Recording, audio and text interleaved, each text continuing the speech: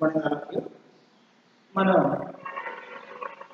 Second BA సంబంధించి 4th సెమిస్టర్లో first topic కింద సామాజిక సంస్కరణోద్యమం భారత స్వాతంత్రోద్యమ టాపిక్ గురించి చూద్దాం సార్. అంటే సామాజిక సాంస్కృతిక రంగాలు భారత స్వాతంత్ర్యోద్యమంపై ఎటువంటి పాత్ర పోషించాయి అన్న విషయం గురించి మాట్లాడుతూ సెకండ్ BA వాళ్ళకి ఫస్ట్ సెమిస్టర్లో 4th సెమిస్టర్లో సాంఘిక సంస్కరణ ఉద్యమాలు అన్న టాపిక్ గురించి స్టార్ట్ చేస్తారు. సాంఘిక సంస్కరణ ఉద్యమాలు భారతదేశ స్వాతంత్ర ఉద్యమంలో సాంస్కృతిక రంగం యొక్క ప్రాముఖ్యత, లేకపోతే భారతదేశంలో హిందూ మత ఉద్ధరణ కోసం పాటుపడినటువంటి సాంఘిక ఉద్యమ సంఘాల గురించి ప్రస్తావించడం అనేది జరిగింది. అయితే క్రీస్తకం 18-19 శతాబ్దాలలో 20వ శతాబ్దం మొదటి దశకంలో అనేక ఉద్యమాలు భారతదేశంలో స్టార్ట్ అయినప్పటికీ మొట్టమొదటిసారిగా సాంఘిక సంస్కరణ యుగ పురుషుడు యుగకర్తగా పేర్కొన్నటువంటి బ్రహ్మ సమాజ స్థాపకుడైనటువంటి రాజారాం మోహన్ రాయ్ యొక్క ప్రస్తావన గురించి ఇందులో చెప్పడం అనేది ప్రముఖంగా జరుగుతుంది. ఇతన్ని సాంఘిక సంస్కర్త యుగ పురుషుడు అని పిలుస్తారు. మొట్టమొదటిసారిగా భారతదేశంలో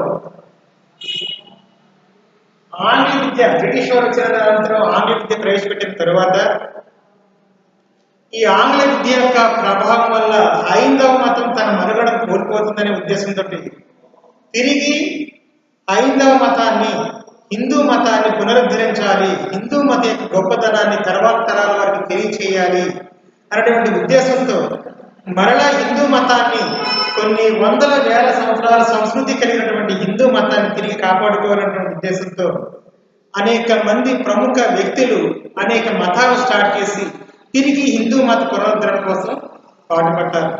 అలా పాటుపడిన దాంట్లో మొట్టమొదటిసారిగా భారతదేశంలో ప్రారంభించబడినటువంటి ఉద్యమమే, గొప్ప సమాజమే బ్రహ్మ సమాజంగా బ్రహ్మ సమాజం.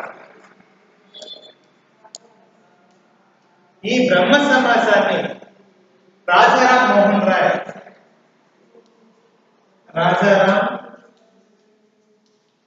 మోహన్ రాయ్ అనేటువంటి ప్రముఖ వ్యక్తి దీన్ని ప్రారంభించారు. దీన్ని 1828 సంవత్సరంలో బెంగాల్ రాజధాని కోల్కతాలో దీన్ని స్టార్ట్ చేయడం అనేది జరిగింది. అయితే ఇది మొట్టమొదటిసారిగా దీని ప్రస్తావన చూస్తే 1815లో బ్రహ్మ సభ అనే పేరుతో ప్రారంభించినటువంటి ఈ సభ తరువాత 1828 సంవత్సరం వచ్చేసరికి బ్రహ్మ సమాజంగా పేర్కొంది. ఈ బ్రహ్మ సమాజ స్థాపకుడు రాజారాం మోహన్ రాయ్. రాజా అనేటువంటి బిరుదు, దీని గురించి ప్రస్తావించడం జరుగుతుంది. ఇతను 1828లో బ్రహ్మ సమాజాన్ని ప్రారంభించాడు. బ్రహ్మ సభగా పేరు పొందినటువంటి ఇది 1828లో బ్రహ్మ సమాజంగా పేరు పొందింది. తర్వాత భారతదేశంలో ఈ యొక్క బ్రహ్మ సమాజం తర్వాత హైందవ మత పునరుద్ధరణ కోసం ఏర్పడినటువంటి మరొక ప్రముఖ ఉద్యమం సమాజం ఏంటంటే ఆర్య సమాజం. ఈ ఆర్య సమాజం అనేటువంటి ఈ ఉద్యమాన్ని, హైందవ మత సాంస్కృతిక విలువలను కాపాడడం కోసం స్టార్ట్ చేసినటువంటి ఈ సమాజాన్ని స్టార్ట్ చేసింది దయానంద సరస్వతి.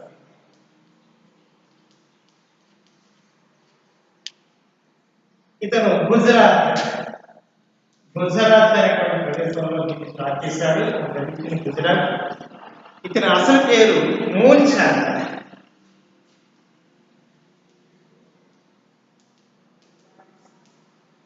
తన గురువు యొక్క పేరు ప్రఖ్యాతుల పేరు మీదుగా, గురువు యొక్క ఆశీస్సులతో ఆంగ్ల విద్య యొక్క ప్రాధాన్యత లేకపోయినప్పటికీ కూడా ఇతను తన యొక్క గురువు యొక్క ఆశీస్సులతో విద్యను అభ్యసించి గొప్ప ఉద్యమకారుడిగా, గొప్ప సాంస్కృతిక విలువలు కలిగినటువంటి వ్యక్తిగా ఐదవ మత పునరుద్ధరణ కోసం పాటుపడినటువంటి ప్రముఖ వ్యక్తి దయానంద సరస్వతి. ఇతను ఐదవ మతం యొక్క గొప్పతనం అంతా కూడా వేదాలలో ప్రస్తావించబడింది అని ప్రముఖంగా హైందవ మతం గురించి, హిందూ మతం యొక్క గొప్పతనాల గురించి తెలియజేసినటువంటి వ్యక్తి దయానంద సరస్వతి. అందుకని ఇతను ఏమని చెప్పుకొస్తున్నాడంటే, ఇప్పుడున్నటువంటి ఆంగ్ల భాష యొక్క ప్రాధాన్యత వల్ల హైందవ మతం తన మనుగడను కోల్పోతుంది, కానీ అసలు హిందూ మతం యొక్క గొప్పతనం అంతా కూడా వేదాలలో ప్రస్తావించబడింది అని వేదాలకు తరలిపోండి అన్న విధానం గురించి మొట్టమొదటిసారిగా తెలియజేసినటువంటి వ్యక్తి Dayananda Saraswati.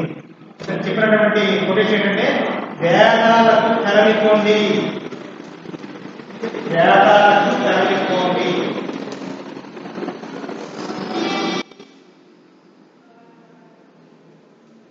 Go back to the Vedas.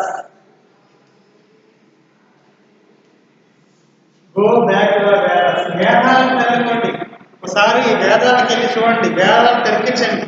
వేదాలను తెరిపిస్తే వేదాలలో ఉన్నటువంటి గొప్పతనం, లేకపోతే వేదాల యొక్క ప్రాధాన్యత ఏం చెప్పిందంటే, హిందూ మతం యొక్క గొప్పతనం ఏంటనేది వేదాల్లో ప్రస్తావించబడింది అనేది తెలియజేసినటువంటి వ్యక్తి దయానంద సరస్వతి. ఒకసారి వేదాల గురించి మాట్లాడుతున్నప్పుడు భారతదేశంలో ఈ వేదాల యొక్క ప్రస్తావన మొట్టమొదటిసారిగా ఎవరు రచించారు, వేదాలను ఎవరు ప్రస్తావన చేశారు అంటే ఆర్యుల గురించి చెప్పడం అనేది జరుగుతుంది. భారతదేశంలో వేదాల ప్రస్తావన మనకు ఎవరు గుర్తొస్తారంటే ఆర్యులు. ఈ ఆర్యులు అనేవాళ్ళు భారతదేశాన్ని మొట్టమొదటిసారిగా వేదాల గురించి ప్రస్తావించారు. వేదాలను రచించిందే ఆర్యులు. అంటే వేదాలు ఎన్ని? వేదాల గురించి ప్రస్తావన వేదాలు 4. వేదాలు ఎన్ని? వేదాలు 4. మొట్టమొదటిది ఋగ్వేదం,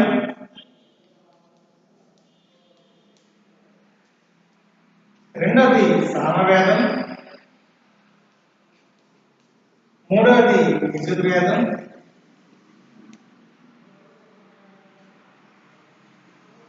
చివరిగా 4వది అథర్వణ వేదం.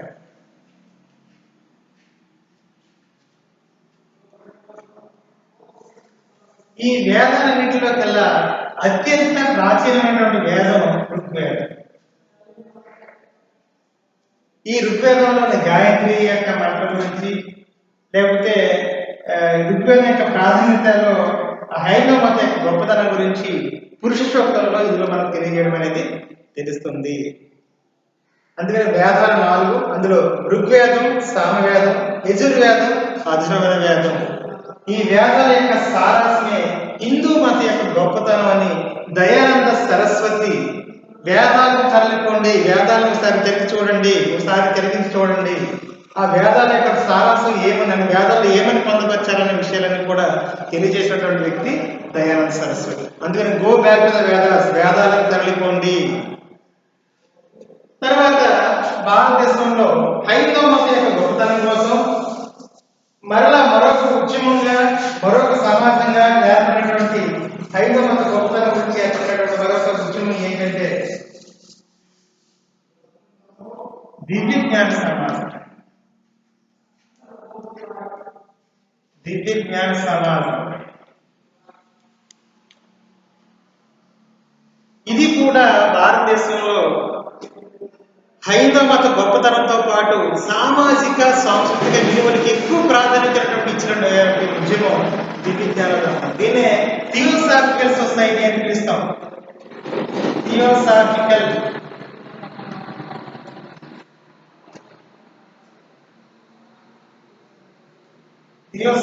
సొసైటీ. దీన్ని భారతదేశంలో ప్రవేశపెట్టింది అయితే మాత్రం హనీ సేన్. ఈమె ఐర్లాండ్ వంట.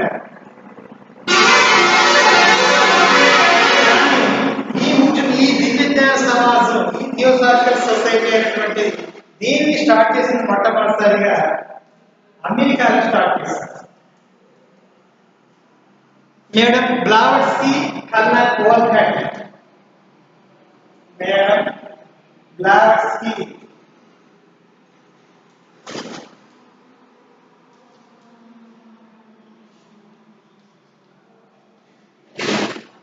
కర్నల్ వోల్కట్ అనేటువంటి వీళ్ళిద్దరు భార్యాభర్తలు వీళ్ళిద్దరు అమెరికాలో న్యూయార్క్ దీన్ని స్టార్ట్ చేస్తారు. అమెరికాలో న్యూయార్క్ అనే నగరంలో దీన్ని స్టార్ట్ చేస్తారు. అంతా కూడా దైవం యొక్క గొప్పతనం గురించి, దివ్య జ్ఞానం అంతా కూడా మంచితనం, పవిత్రత కలిగి ఉండాలి, జీవితాన్ని ఉన్నతంగా గడపాలి, అపవిత్రమైనటువంటి జీవితం కాకుండా పవిత్రమైన జీవితాన్ని గడుపుతూ ఉండాలి అన్న విషయాల గురించి, సమాజం యొక్క అభివృద్ధి గురించి, ప్రజా సంక్షేమం గురించి సాగినటువంటి మహా ఉద్యమం ఏంటంటే దివ్యజ్ఞాన సమాజం. దీన్ని మొట్టమొదటిసారిగా అమెరికాలోని మేడం బ్లావట్స్కీ, కర్నల్ వోల్కట్ అనేటువంటి దంపతులు ఇద్దరు కూడా న్యూయార్క్ దీన్ని స్టార్ట్ చేస్తే దీని యొక్క బ్లావట్స్కీ యొక్క ఆలోచనలకు, విధానాలకు అనుసరించినటువంటి ఈ యొక్క అనిపీస్ చెందినటువంటి ఈ మహిళ, ఐర్లాండ్ దేశం చెందినటువంటి ఈ మహిళ ఈ దివ్యజ్ఞాన సమాజాన్ని భారతదేశంలో ప్రారంభించింది. దీన్ని మద్రాసు సమీపంలో, భారతదేశంలోని మద్రాసు సమీపంలో అడయా అనేటువంటి ప్రదేశంలో దీని యొక్క సంస్థను స్టార్ట్ చేసింది మేడం బ్లావట్స్కీ, అనిపీస్. మనకి ఈ యొక్క ఉద్యమాల గురించి మాట్లాడుతున్నప్పుడు బ్రహ్మ సమాజం, ఆర్య సమాజం, లేదా ప్రార్థనా సమాజం, రామకృష్ణ మిషన్ వీళ్ళు మన భారతదేశానికి సంబంధించినటువంటి వ్యక్తులుగా హైందవ మత ఉద్యమాల గురించి లేదా హైందవ మత గొప్పతనం గురించి వివరణ చేస్తూ ఉంటే దివ్యజ్ఞాన సమాజం మాత్రం భారతదేశానికి సంబంధం లేకుండా ఎక్కడో అమెరికాలో మేడం బ్లావట్స్కీ, కర్నల్ వోల్కట్ అనేటువంటి వ్యక్తులు స్టార్ట్ చేసినటువంటి ఈ సమాజాన్ని దానికి సంబంధించిన శిష్యురాలుగా అనిపిసెంట్ ఐర్లాండ్ దేశం చెందినటువంటి ఈ మహిళ భారతదేశంలో దీన్ని ప్రవేశపెట్టడం అనేది జరిగింది. మనం ఈ సాంఘిక ఉద్యమాల్లో భాగంగా దివ్యజ్ఞాన సమాజం యొక్క ప్రాముఖ్యత మనం ఎక్కువగా ప్రస్తావించడం జరుగుతుంది. కారణం ఏంటంటే ఈ యొక్క భారతదేశంలో హైందవ మత గొప్పతనంతో పాటు బ్రిటిష్ వారిని వెళ్ళగొట్టడం కోసం భారతదేశ స్వాతంత్ర ఉద్యమంలో కూడా పాల్గొన్నటువంటి ఒక ప్రముఖ వ్యక్తి అనిపిసెంట్. భారత జాతిని నేర్పడినటువంటి వ్యక్తి. ఈ యొక్క దివ్యజ్ఞాన సమాజం హైందవ మతంతో పాటు స్వాతంత్ర ఉద్యమంలో కూడా తన పాత్రను పోషించింది. ఎందుకంటే ఈ అనిపిసెంట్ అనేటువంటి లేడీ భారతదేశంలో 1916 ఈ సంవత్సరంలో భారతదేశంలో హోమ్ రూల్ ఉద్యమం అనే దాన్ని స్టార్ట్ చేశారు.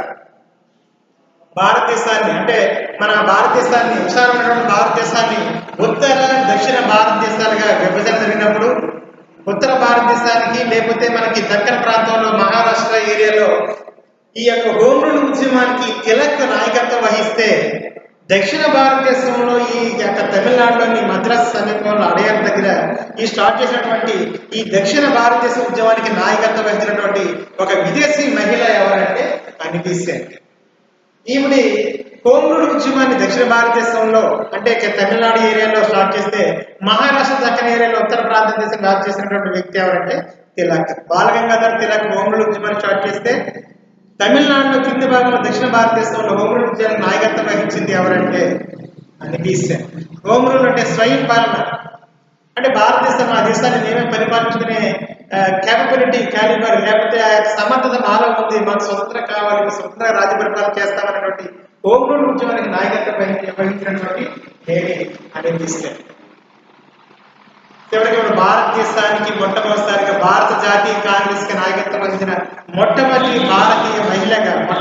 మహిళగా ఎవరంటే అనిపిసెంట్. అంటే మొట్టమొదటి మహిళ అనిపిసెంట్, మొట్టమొదటి భారతీయ మహిళ అంటే ఇందిరాగాంధీ. భారత జాతీయ Congress INC, Indian national Congress అని పిలుస్తాం. అంటే 1885 డిసెంబర్ 28న భారతదేశంలో మొట్టమొదటిసారిగా ఒక జాతీయ కాంగ్రెస్ పార్టీ ఆవిర్భవించిందని చెప్పాం. ఈ భారత జాతీయ కాంగ్రెస్ ఆవిర్భవించినటువంటి అనంతరం అంటే ఏవో హ్యూమ్ అనేటువంటి ఒక ఆంగ్లేయ అధికారి నాయకత్వంలో డబ్ల్యూసి బెనర్జీ, ఉమేష్ చంద్ర బెనర్జీ నాయకత్వంలో 1885 డిసెంబర్ 28వ తారీఖున ముంబైలో ఐఎన్సి అనేది ఏర్పడింది. ఆ ఐఎన్సి ఏర్పడినటువంటి కారణం తర్వాత ఆ ఏర్పడిన తర్వాత ఈ 1916 వచ్చేటప్పటికి 1917 టైం వచ్చేటప్పటికి భారత జాతీయ కాంగ్రెస్ కి నాయకత్వం వహించినటువంటి మొట్టమొదటి మహిళ అనిపిసెంట్. తర్వాత కాలంలో 1917 మనకి భారత జాతీయ కాంగ్రెస్ తర్వాత భారతీయ మహిళ అన్నప్పుడు మాత్రం మనకి ఇందిరాగాంధీ వస్తారు. అంటే భారత స్వాతంత్ర ఉద్యమంలో తన పాత్రను పోషించినటువంటి ఒక ప్రముఖ ఉద్యమ సమాజ సొసైటీ ఏదంటే విజ్ఞాన సమాజం, దీని థియోసాఫికల్ సొసైటీ అని మనం పిలుస్తాం. సరే, నెక్స్ట్ ఫోర్త్ వన్ చూసుకుంటే హైందవ మతం యొక్క గొప్పతనం కోసం, హైందవ మతం యొక్క ఉన్నతి కోసం తిరిగి హైందవ మతాన్ని పునరుద్ధరించాలనే ఉద్దేశంతో ఏర్పడినటువంటి మరొక ప్రముఖ ఉద్యమం ప్రార్థనా సభ.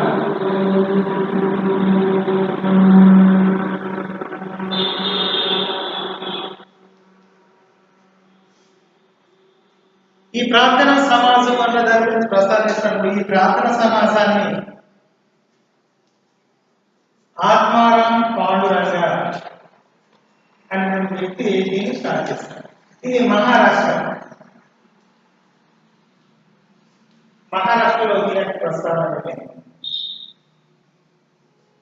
ప్రార్థనా సమాజాన్ని ఆత్మారాం పాండురంగ అనేటువంటి పర్సన్ ఐదవ మత యొక్క గొప్పతనం కోసం దీన్ని ప్రారంభించడం అనేది జరిగింది. ఏకస్వర భాషల గురించి, సర్వమత సమ్మేళనం గురించి, వివిధ మతాల యొక్క ప్రాధాన్యత గురించి మాట్లాడుతూనే హిందూ మతం అన్ని మతాల కంటే హిందూ మతం చాలా ఉన్నతమైనది, హిందూ మత యొక్క గొప్పతనం గురించి తెలుసుకోవాలి ప్రతి వ్యక్తి అన్న దాని గురించి ప్రస్తావిస్తూ ఆత్మారాం పాండురంగ మహారాష్ట్ర ప్రాంతంలో ప్రార్థనా సమాజాన్ని స్టార్ట్ చేశారు. ఆత్మారాం పాండురంగ. అయితే ఈ నెక్స్ట్ భారతదేశంలో మరొక ప్రముఖ ఉద్యమం గురించి చూస్తే రామకృష్ణ మిషన్.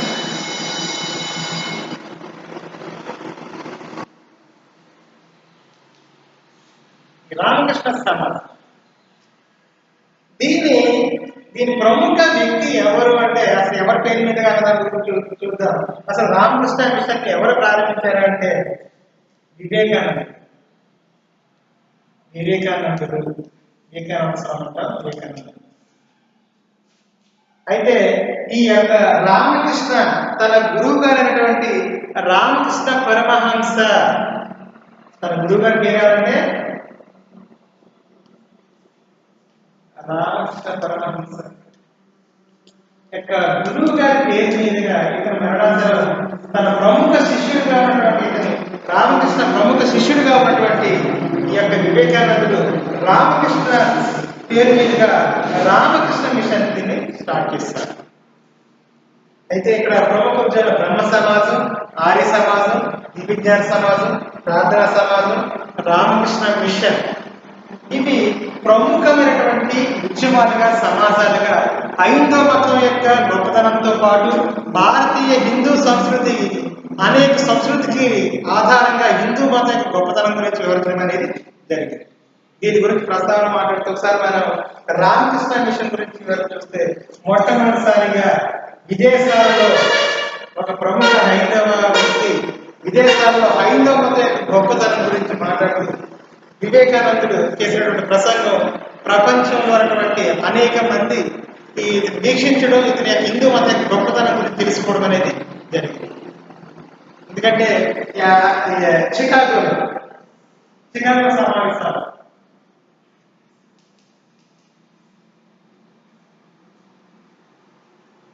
చికాగో సమావేశంలో సర్వమత సమ్మేళనం గురించి ప్రస్తావన జరిగినప్పుడు భారతదేశం యొక్క హైందవ మత గొప్పతనాన్ని ప్రపంచ దేశాలకు తెలియజేయాలనే ఉద్దేశంతో వివేకానందుడు అమెరికాలోని చికాగో సమావేశంలో భారతీయ హిందూ మత గొప్పతనం గురించి మొట్టమొదటిసారిగా ప్రసంగం చేస్తున్నప్పుడు ప్రపంచ దేశానికి చెందినటువంటి వ్యక్తులందరూ కూడా ఆయా దేశాల యొక్క ప్రముఖ వ్యక్తుల గురించి, ప్రముఖ మతాల గురించి, ఆయా దేశాల గొప్పతనం గురించి ప్రసంగాలు చేస్తున్నప్పుడు భారతదేశం సర్వమతాల సమ్మేళనమైనప్పుడు కూడా హిందూ మతం అనేక మతాల పుట్టినలుగా, హిందూ మతంలోనే సర్వమతం మతాల యొక్క ప్రాధాన్యత ఉంది, హిందూ మతం యొక్క గొప్పతనం గురించి మాట్లాడుతూ మొట్టమొదటిసారిగా సోదరి మనులారా అన్న మాట మొత్తం ప్రపంచంలో ఉన్నటువంటి ఆ సమావేశంలో ప్రముఖ వ్యక్తులని ఆకర్షించినటువంటి విధంగా మనం మాట్లాడచ్చు.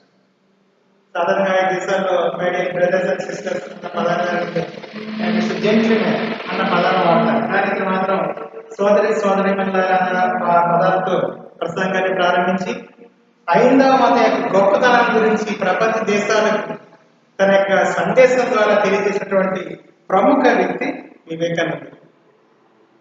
1897 సంవత్సరంలో చికాగోలో జరిగినటువంటి ఈ సర్వమత సమ్మేళనం యొక్క ప్రాధాన్యత ప్రపంచ దేశాన్ని హిందూ మతం ఆకర్షించే విధంగా అతను మాట్లాడినటువంటి మాటలు ఈ యొక్క భారతీయుని ఎప్పటికీ కూడా మర్చిపోలేని సువర్ణాక్షరాలతో లిఖించదగినటువంటి మాటలుగా మనం పేర్కొంటాం. అయితే ఈ యొక్క సమాజాల గురించి బ్రహ్మ సమాజం, ఆర్య సమాజం, దివ్య సమాజం, ప్రార్థనా సమాజం, రామకృష్ణ మిషన్ దీని గురించి ఒక్కసారిగా పూర్తి వరకు చూసినప్పుడు మొట్టమొదటిసారిగా రాజరాయ్ మోహన్ రాయ్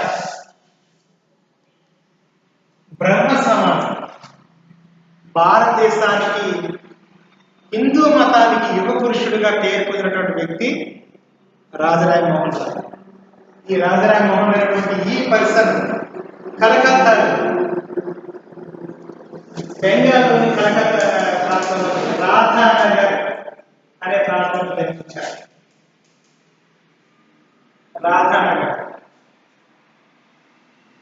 రాధానగర్లో జన్మించినటువంటి ఇతను అతి చిన్న వయసులోనే బెంగాలీ, సంస్కృతం, హిందీ, మరాఠీ, స్పానిష్, అరబీ ప్రపంచ దేశాల్లో ప్రముఖ భాషలను అధ్యయనం చేసినటువంటి వ్యక్తి రాజరాయ్ మోహన్ రాయ్.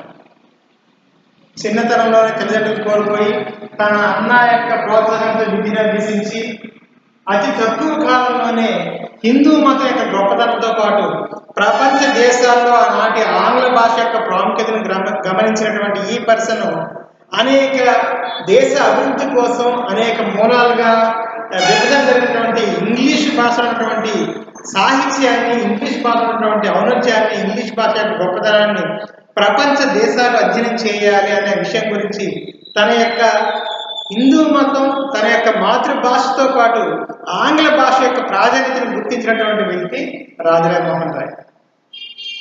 ముఖ్యంగా ఆనాటి కాలంలో భారతదేశంలో ప్రముఖ భారతదేశానికి మూఢాచారాలుగా కొనసాగుతున్నటువంటి ఒక ప్రముఖ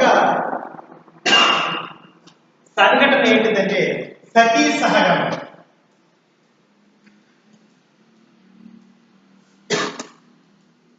ఏంటి సతీ సహగమనం అంటే ఏంటంటే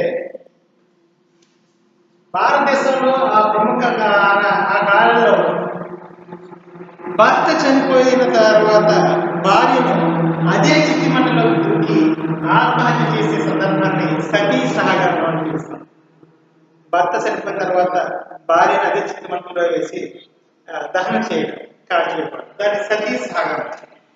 అలాంటి సంఘం, అలాంటి ఉద్యమాలు కానీ, అలాంటి విధానాలు, ఆసాంఘిక కార్యకలాపాలు కానీ, లేదా మూఢాచారాలుగా ఉన్నటువంటి ఆ భారతదేశంలో ఈ ప్రముఖ మూఢాచారాన్ని ఖండించి దీనికి వ్యతిరేకంగా ఉద్యమం తీసుకున్నటువంటి ఆనాటి బ్రిటిష్ గవర్నర్ జనరల్ ఉన్నటువంటి విలియం బెంటిక్, ఆనాటి బ్రిటిష్ గవర్నర్ జనరల్ ఉన్నటువంటి విలియం బెంటిక్ తన సహాయ సహకారాలు అందించి భారతదేశంలో సతీ సహగమనాన్ని నిరోధించడానికి తన పాత్రను తన సహాయం చేసి చివరికి 1829లో సతీ సహగమన నిషేధ చట్టాన్ని భారతదేశంలో ప్రవేశపెట్టడానికి ప్రధాన కారకుడు ఎవరంటే రాజరాయ్ మోహన్ రాయ్. అంటే కొన్ని వందల సంవత్సరాల నుంచి మూఢాచారాలుగా కొనసాగుతున్న భారతదేశంలో సతీ సహగమనం, బాల్య వివాహాలు, అదేవిధంగా కన్యాశుల్కం అంటే రకరకాలైనటువంటి వ్యవస్థలలో ప్రముఖంగా సతీ సహగమనాన్ని రాజరాయ్ మోహన్ యొక్క ప్రోద్బలంతో, ప్రభావంతో ఆనాటి భారతదేశంలో ప్రముఖంగా బ్రిటిష్ గవర్నర్ జనరల్ ఉన్నటువంటి విలియం బెంటిక్ యొక్క నాయకత్వంలో 1829లో సతీ సహగమన నిషేధ చట్టాన్ని చేయడం అనేది జరిగింది. అయితే ఈ బ్రహ్మ సమాజం భారతదేశంలో కూడా అనేక ప్రాంతాల్లో వ్యాప్తి చెందింది. మన ఆంధ్రప్రదేశ్లో బ్రహ్మ సమాజానికి ప్రముఖ వ్యక్తిగా ఉన్నటువంటి వ్యక్తి, బ్రహ్మ సమాజానికి నాయకత్వం వహించినటువంటి వ్యక్తి కందుకూరి వీరేశలింగం. కందుకూరి వీరేశలింగం రాజమండ్రిలో బ్రహ్మ సమాజాన్ని స్థాపించాడు. అదేవిధంగా కాకినాడలో, పిఠాపురంలో అనేక ఉద్యమాలు కూడా దాని యొక్క శాఖలు స్టార్ట్ చేయడం అనేది జరిగింది. రఘుపతి వెంకటరత్నం నాయుడు, కందుకూరి వీరేశలింగం ప్రముఖ వ్యక్తులు బ్రహ్మ సమాజంలో నాయకత్వం వహించారు. అయితే రాజారాం మోహన్ రాయ్ మరణాంతరం భారతదేశంలో దేవేంద్రనాథ్ ఠాగూర్, కేశవ్ చంద్రసేన్ లాంటి ప్రముఖులు భారతదేశంలో బ్రహ్మ సమాజ స్థాపనకు నాయకత్వం వహిస్తే అదే బ్రహ్మ సమాజాన్ని ఆంధ్ర రాష్ట్రంలో కందుకూరి వీరేశలింగం పంతులు, రఘుపతి వెంకటరత్నం నాయుడు లాంటి ప్రముఖ వ్యక్తులు దీనికి ఎక్కువ ప్రాధాన్యత కల్పించారు. ఆనాటి ప్రముఖ వ్యక్తుల సైతం, ఆ రాజుల సైతం భారతదేశాన్ని రెండవ అక్బర్ రాజ్య పరిపాలన అంటే మొఘల్లో ఉన్నటువంటి వ్యక్తులు అంటారు, మలి మొఘలు అంటాం. అంటే భారతదేశాన్ని మనకి ఈ రోజు 1526 నుంచి 1857 వరకు శతాబ్ది వరకు కూడా వీళ్ళ ప్రాధాన్యత వహించారు. అయితే 1856 నుంచి 1707 వరకు ఉన్నటువంటి ఈ యొక్క వ్యక్తుల్ని తొలి మొఘలులు, తర్వాత మల్లి మొఘలు అంటాం. తొలి మొఘలంటే ఎవరు పిలుస్తాం? అక్బరు, జహంగీర్. మొట్టమొదటిసారిగా మొఘల్ సామ్రాజ్య స్థాపకుడు బాబరు, హుమాయూన్, అక్బరు, జహంగీర్, షాజహాన్, ఔరంగజేబు. ఈ ఆరుగురికి ప్రస్తావించినప్పుడు తొలి మొఘలు అంటాం. తర్వాత 1807 తర్వాత ఔరంగజేబు మరణం తర్వాత 1857 వరకు ఉన్నటువంటి వ్యక్తులందరినీ కూడా మలి మొఘలు అంటాం. ఈ మలి మొఘలు ప్రముఖ వ్యక్తిగా రాజున్నటువంటి వ్యక్తి అంటే రెండవ. అయితే బ్రిటిష్ వారు భారతదేశాన్ని రాజ్య పరిపాలన చేస్తున్నటువంటి సందర్భంలో రెండవ అక్బర్ తన రాజ్యాన్ని కోల్పోయి ఏదో చిన్న ప్రాంతాన్ని బయలుదేరినప్పుడు రెండవ అక్బర్కి ఇచ్చే సంవత్సరానికి ఇచ్చే సరాసరి వేతనాన్ని సరిపోవట్లేదని కొద్ది పెంచమని తన వంతుగా తన యొక్క మాటను, తన యొక్క గోడను తెలియజేయమని బ్రిటన్ దేశానికి పంపిస్తాడు రెండవ అక్బర్. ఎవరిని అంటే రాజారాం మోహన్ రాయ్. అయితే రెండవ అక్బర్ యొక్క విన్నపాన్ని మన్నించినటువంటి ఆనాటి ప్రముఖ వ్యక్తి అయినటువంటి ఈ మోహన్ రాయ్ రెండవ అక్బర్ యొక్క పేరు మీదుగా అతని యొక్క విన్నపాన్ని తెలియజేయడానికి ఇంగ్లాండ్ దేశం లండన్ లేక బయలుదేరి ఆ ప్రదేశానికి వెళ్ళడం అనేది జరుగుతుంది అనమాట. అంటే రెండవ అక్బర్ యొక్క సరాసరి వేతనాన్ని పెంచడం కోసం బ్రిటిష్ వార్త చర్చలు కొనసాగించడం కోసం ఇంగ్లాండ్ దేశానికి వెళ్ళడం, తద్వారా ఇంగ్లాండ్ దేశానికి వెళ్ళిన తర్వాత ఇంగ్లాండ్లోనే అతను 1833 సంవత్సరంలో బ్రిస్టల్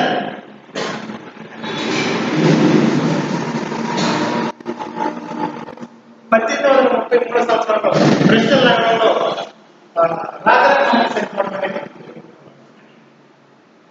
భారతదేశం నుంచి ఒక ప్రముఖ సంఘ సంస్కర్త విదేశాల్లో మరణించినటువంటి మొట్టమొదటి వ్యక్తి ఎవరంటే రాజారాం మోహన్ రాయ్. ఇతను 1833 సంవత్సరంలో ఇంగ్లాండ్లోని లండన్కి దగ్గరటువంటి బ్రిస్టల్ అనేటువంటి నగరంలో చనిపోయాడు. ఇతనికి రాజా అనేటువంటి బిరుదించినటువంటి ప్రముఖ చక్రవర్తి లేదా ప్రముఖ నాయకుడు ఎవరు అంటే రెండవ అక్బర్. ఆనాటి మలి మొఘల్లో ఉన్నటువంటి ఒక ప్రముఖ వ్యక్తిగా ఒక రాజ్య పరిపాలనకి పరిమితమైనటువంటి రెండవ అక్బర్ రాజా అనేటువంటి బిరుదు నుంచి ఇంగ్లాండ్ దేశానికి పంపించడం అనేది జరుగుతుంది అనమాట. ఎప్పుడైతే ఇంగ్లాండ్ దేశం పంపిస్తుందో చివరికి ఇంగ్లాండ్ లో 1833లో బ్రిస్టల్ నగరంలో రాజారాం మోహన్ రాయ్ చనిపోతారు. అందుకని విదేశాల్లో మరణించినటువంటి మొట్టమొదటి ప్రముఖ సంఘ సంస్కర్త ఎవరంటే రాజారాం మోహన్ రాయ్. కానీ ఇలా మాట్లాడుతున్నప్పుడు విదేశాల్లో మరణించినటువంటి మొట్టమొదటి ప్రధాని అన్నప్పుడు మనం లాల్ బహదూర్ శాస్త్రి అంటాం. ఎందుకంటే తాష్కెంట్ ఒప్పందం కోసం తను అక్కడికి వెళ్ళినప్పుడు, తాష్కెంట్ ప్రాంతంలోకి వెళ్ళినప్పుడు అక్కడ చనిపోతాడు. విదేశాల్లో మరణించిన మొట్టమొదటి వ్యక్తి అన్నప్పుడు మన ప్రముఖ సంస్థానంలో రాజారాం మోహన్ రాయ్. కానీ విదేశాల్లో మరణించినటువంటి మొట్టమొదటి ప్రధాని అన్నప్పుడు లాల్ బహదూర్ శాస్త్రి, సాధి దోతగా పేరున్నటువంటి లాల్ బహదూర్ శాస్త్రి. అయితే ఈ రాజారాం మోహన్ రాయ్ ప్రాధాన్యత సంఘ సంస్కృతి భారతదేశంలో బ్రహ్మ సమాజం అనేక విధాలుగా తన పాత్ర పోషిస్తుంది. అంటే ప్రజా సంక్షేమం కోసం హైందవ మత గొప్పతనంతో పాటుగా అనేక ఉద్యమాలను కొనసాగిస్తూనే ఆ యొక్క పేదలకు అనేక సంక్షేమ కార్యకలాపాలను కొనసాగిస్తూ బ్రహ్మ సమాజం తన మనుగడను నేటికి కూడా కొనసాగిస్తూనే ఉంది. ఆర్య సమాజం గురించి దయానంద సరస్వతి హిందూ మత యొక్క గొప్పతనం గురించి, ఔన్నత్యాన్ని గురించి వివరించినటువంటి వ్యక్తిగా, చరిత్రలో తనకంటూ హైందవ మతం గొప్పతనం గురించి పాటుపడినటువంటి వ్యక్తిగా పేర్కొన్నవాడు దయానంద సరస్వతి. ఇక్కడ గుజరాత్ రాష్ట్రానికి మూల్చంద్ అంటే అసలు పేరు మూల్చంద్. అయితే వరసానందటువంటి స్వామి యొక్క శిశువుగా ఇతడు తన యొక్క హైందవ మతం గురించి, అందులో గొప్పతనం గురించి, యోగ విద్య గురించి పూర్తిగా అధ్యయనం చేసి ఇంగ్లీషు తనకు అవగాహన లేనప్పటికీ కూడా తర్వాత కాలంలో తన యొక్క గురువు గారి ఆశీస్సులతో ఆర్య సమాజ యొక్క విధానాన్ని భారతదేశం అంతటా వ్యాప్తి చేయడానికి ప్రముఖంగా నాయకత్వం వహించినాడు ఆర్య సమాజ స్థాపకుడైనటువంటి దయానంద సరస్వతి. ఇతడే మొట్టమొదటిసారిగా ఆర్యులు స్టార్ట్ చేసినటువంటి ఈ యొక్క వేదాల్లో హైందవ మత యొక్క గొప్పతనం వివరించబడింది అని వేదాలకు తరలిపోండి go back to the Vedas అన్న దాని గురించి ప్రస్తావించిన వ్యక్తిగా దయానంద సరస్వతి పేర్కొంటాడు. అయితే మనకి ఈ యొక్క వేదాల గురించి అదేవిధంగా వర్ణ వ్యవస్థ గురించి వీళ్ళు పూర్తిగా వివరించినప్పటికీ దయానంద సరస్వతి ఆర్యుల గురించి ప్రస్తావన చేస్తూనే వర్ణ వ్యవస్థను ఖండించారు. ఏకస్వరోపాసన గురించి చెప్పాడు, భగవంతుడు ఒక్కడే అన్నాడు, విగ్రహారాధన కోరదన్నాడు. వివరాలన్నీ వివరంగా మాట్లాడుతూనే హైందవ మతం యొక్క గొప్పతనం గురించి వివరిస్తూనే వర్ణ వ్యవస్థను ఖండించినటువంటి వ్యక్తి. అందుకని మనకి క్రీస్తు శకంలోనే వీళ్ళు ప్రస్తావిస్తాం. మరి క్రీస్తు పూర్వం మనకి 3వ శతాబ్దం 4వ శతాబ్దం లేకపోతే ఈ యొక్క ప్రస్తావన వచ్చినప్పుడు 6, 7, 5, 6, 7 యొక్క క్రీస్తు పూర్వం గురించి మనం ప్రస్తావించినప్పుడు మనకి ఎవరు గౌతమ బుద్ధుడు, మహావీరుడు గురించి ప్రస్తావించినప్పుడు మనకి బౌద్ధ మతం, జైన మతం, బౌద్ధ మత స్థాపకుడు గౌతమ బుద్ధుడు. ఇతడు వర్ణ వ్యవస్థను ఖండించాడు. అదేవిధంగా జైన మత స్థాపకుడు మహావీరుడు, ఇతను వర్ణ వ్యవస్థను ఖండించాడు. ఎందుకంటే వీళ్ళు క్షత్రియులు, అంటే ఇది కూడా మనకి వర్ణ వ్యవస్థ గురించి వీళ్ళు ఖండించారు. కానీ వేదాల యొక్క గొప్పతనం ఈ వర్ణ వ్యవస్థ కానీ వేదాలు కానీ భారతదేశానికి పరిచయం చేసింది ఎవరు అంటే ఆర్యులు రాకముందు వేదాల గురించి ప్రస్తావన లేదు, వర్ణ వ్యవస్థ గురించి లేదు. ఆర్యులు వేదాల గురించి ప్రస్తావించారు. వేదాలు ఏమని చెప్పాము? 4 వేదాలు: ఋగ్వేదం, యజుర్వేదం, సామవేదం, అథర్వణ వేదం. అదేవిధంగా వర్ణ వ్యవస్థ గురించి కూడా ఆర్యులు, అనార్యులు. అదేవిధంగా దీని గురించి మాట్లాడుతూ ఆర్యుల గురించి ప్రస్తావన చేస్తూనే వర్ణ వ్యవస్థ గురించి ఆర్యులు వివరించడం అనేది జరిగింది. వర్ణ వ్యవస్థలో ఏమని చెప్పొచ్చాడు? బ్రాహ్మణ, క్షత్రియ, వైశ్య, శూద్రాస్. ఈ 4 వర్ణ వ్యవస్థ గురించి మాట్లాడుతూనే ఈ ఆర్యులు వచ్చిన తర్వాత వేదాలు ఈ యొక్క వర్ణ వ్యవస్థ గురించి పూర్తిగా వివరణ ఇవ్వడం అనేది జరిగింది. అంటే ఇంతకుముందు మరి వేదాల గురించి లేదా అంటే ఉంది. అయితే ఆర్యులు వచ్చిన తర్వాతే ఈ వేదాల యొక్క ప్రాధాన్యత పెరిగింది. ఆర్యులు రాకముందు మరి వేదాల గురించి ఉందంటే వేదాల గురించి ఉన్నప్పటికీ భారతదేశంలో ఈ యొక్క వేదాల గురించి అవగాహన లేదు. ఎందుకంటే ఆర్యులే భారతదేశానికి వేదాలను పరిచయం చేశారు. ఈ వేదాలు అంటే మనకి మొట్టమొదటిసారిగా ఋగ్వేదం, యజుర్వేదం, సామవేదం, అథర్వవేదం గురించి మాట్లాడతాం. మరి ఈ వర్ణ వ్యవస్థ గురించి మాట్లాడుతున్నప్పుడు ఈ వర్ణ వ్యవస్థను భారతదేశానికి పరిచయం చేసిందే ఎవరంటే ఈ వర్ణ వ్యవస్థ గురించి మాట్లాడుతున్నటువంటి ప్రముఖ వ్యక్తులు మొట్టమొదటిసారిగా బ్రాహ్మణులు, క్షత్రియులు, వైశ్యులు, శూద్రాస్ అనే ఈ వర్ణ వ్యవస్థను భారతదేశానికి పరిచయం చేసింది ఈ ఆర్యులు. ఈ ఆర్యుల గురించి మాట్లాడుతున్నప్పుడు వర్ణ వ్యవస్థను ఖండించారు ప్రముఖ వ్యక్తులు. ఎందుకంటే అన్ని మతాల సారాంశం ఒక్కటే. ఇక్కడ కులమత భేదాల ప్రస్తావన ఉండదు. సర్వమతం అందరూ కూడా ఒకటే, సమానమే. సర్వమత సమ్మేళనం ఎలా ఉందో అన్ని మతాల యొక్క సారం ఒకటే. అందరూ కలిసి ఉండాలి. అందరూ తన యొక్క మతాన్ని, తన యొక్క విధానాన్ని, తన యొక్క పద్ధతులు కొనసాగించుకుంటూ పోవాలని తెలిసేసినటువంటి వ్యక్తులు వీళ్ళందరూ కూడా. అయినప్పటికీ కూడా వీళ్ళు వేదాల సారాన్ని గమనిస్తూనే వర్ణ వ్యవస్థను ఖండించినటువంటి వ్యక్తుల్లో మనకి క్రీస్తు పూర్వం గౌతమ బుద్ధుడి గురించి, మహావీరుడి గురించి ప్రస్తావిస్తే తర్వాత కాలంలో వీళ్ళు కూడా వర్ణ వ్యవస్థను ఖండించారు. హిందూ మత గొప్పతనాన్ని తెలియజేస్తూనే వర్ణ వ్యవస్థ ఆనాటి సామాజిక విలువలను దూరం చేస్తుంది. ప్రముఖ ఉద్యమకారులు అనేక ఉద్యమాల్లో పాల్పంచడానికి ముందు వచ్చినప్పుడు కూడా వర్ణ వ్యవస్థ వాళ్ళని విడదీసింది. ఆ విడదీసినటువంటి వర్ణ వ్యవస్థ ద్వారానే వాళ్ళు ఇబ్బందులు పడ్డారు. తర్వాత కాలం బ్రిటిష్ వారు వచ్చిన తర్వాత ఆంగ్ల విద్యను ప్రవేశపెట్టి భారతదేశంలో అనేక ప్రముఖ ఉద్యమాల్లో పాల్పంచడానికి ఆంగ్ల విద్యను ప్రవేశపెట్టడంతో వీళ్ళందరికీ కూడా హైందవ మతం యొక్క గొప్పతనం ఎక్కడ పతనం అయిపోతుందో, ఈ కొన్ని వందల వేల సంవత్సరాల సంస్కృతి కలిగినటువంటి భారతదేశం యొక్క గొప్పతనం హైందవ మతం వల్ల కొనసాగుతున్నటువంటి ఈ మతాన్ని ఆంగ్ల విద్య తన ప్రాధాన్యత పశ్చిమ దేశాల్లో ఉన్నటువంటి ఆంగ్ల విద్య తన యొక్క మతం మీద ప్రభావం కనబడుతుందేమో, ఆ యొక్క క్రైస్తవ ఇతర మతాలు విదేశీ మతాలపై ఈ యొక్క హైందవ మతం యొక్క ప్రాధాన్యత కోల్పోతుందేమో ఆ మతాలు రావడం వల్ల అని ఇవి తిరిగి హైందవ మత పునరుద్ధరణ కోసం భారతదేశంలో మళ్ళా అనేక ఉద్యమాలు స్టార్ట్ చేశారు. ఆ ఉద్యమాలే బ్రహ్మ సమాజం, ఆర్య సమాజం, దివ్యజ్ఞాన సమాజం, ప్రార్థన సమాజం, రామకృష్ణ మిషన్.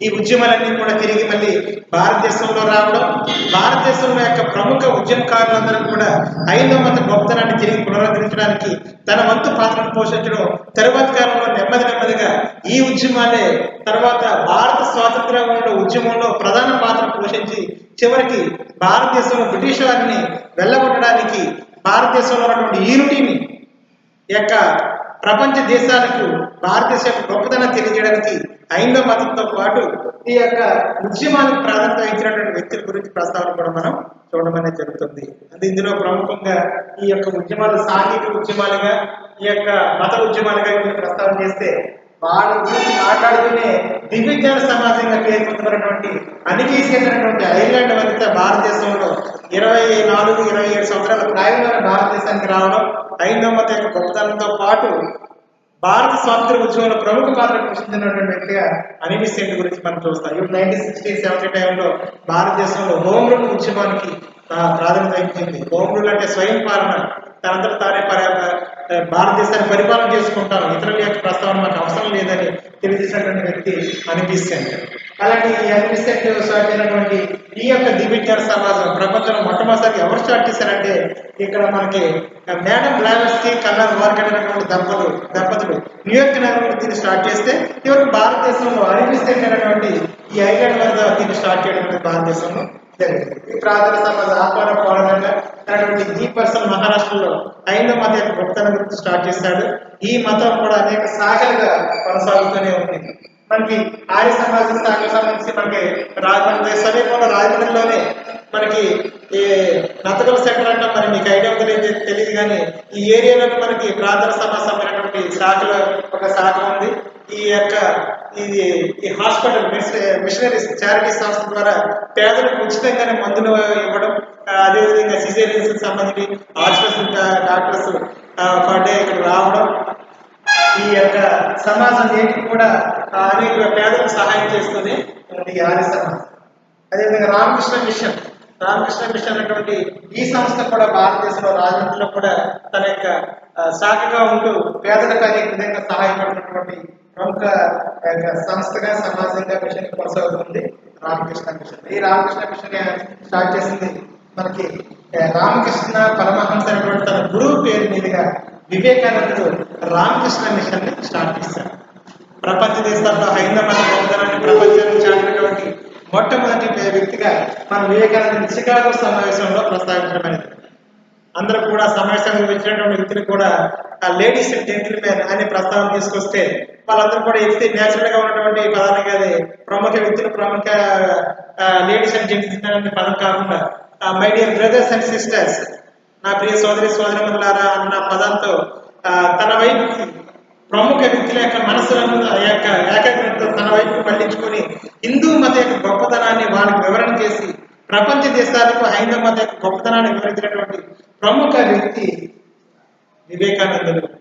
ఈ వివేకానంద యొక్క విధానాలు, పద్ధతి, అతని జీవితం ప్రపంచంలో దేశంలో ఉన్నటువంటి అనేక ప్రముఖ వ్యక్తులకు, సమాజానికి, నూతనంగా రాబోతున్నటువంటి సమాజానికి మార్గదర్శనాలుగా నేటికి ఉపయోగపడుతున్నాయంటే ఇతని యొక్క జీవితం ఉన్నతమైనటువంటి వ్యక్తులకు అనేక మంది వ్యక్తులకు ఆదర్శంగా ఉందని మనం చెప్పవచ్చు. సమాజం రామకృష్ణ మిషన్. ఈ విధంగా భారతదేశంలో బ్రహ్మ సమాజం, ఆర్య సమాజం, దివ్యజ్ఞాన సమాజం, ప్రార్థన సమాజం, రామకృష్ణ మిషన్ మొదలైనవి కూడా భారతదేశంలో ఇంగ్లీష్ భాషను కొనసాగిస్తున్నటువంటి ఈ యొక్క బ్రిటిష్ వారు తీసుకున్నటువంటి ఆంగ్ల భాషను భారతదేశంలో ప్రవేశపెడితే హైందవ మతం తన మనుగడను పోతుందనే ఉద్దేశంతో హైందవ మత పునరుద్ధరణ కోసం ఆయా మతాలు ఈ భారతదేశం కాశ్మీర్ నుండి కన్యాకుమారి వరకు ఆయా ప్రాంతాల్లో ప్రముఖ వ్యక్తులు దీన్ని స్టార్ట్ చేసి దీన్ని కొనసాగించడం, తద్వారా ఈ యొక్క ఆంగ్ల విద్య కూడా తర్వాత కాలంలో ప్రవేశపెట్టడం వల్ల బ్రిటిష్ వారు భారతదేశం నుంచి వెలగొట్టడం, అదేవిధంగా ఈ ఉద్యమాన్ని కూడా ప్రముఖ ఉద్యమాలుగా భారతదేశంలో నేటికి కూడా తన యొక్క హైందవ మత ఉన్నతికి నిరంతరం శ్రమించడం అనేది జరుగుతూ ఉంది. ఓకే, థ్యాంక్ యూ అన్నారు. అయితే మనం ఇందులో మనకి ప్రస్తావన ఏంటంటే ముఖ్యంగా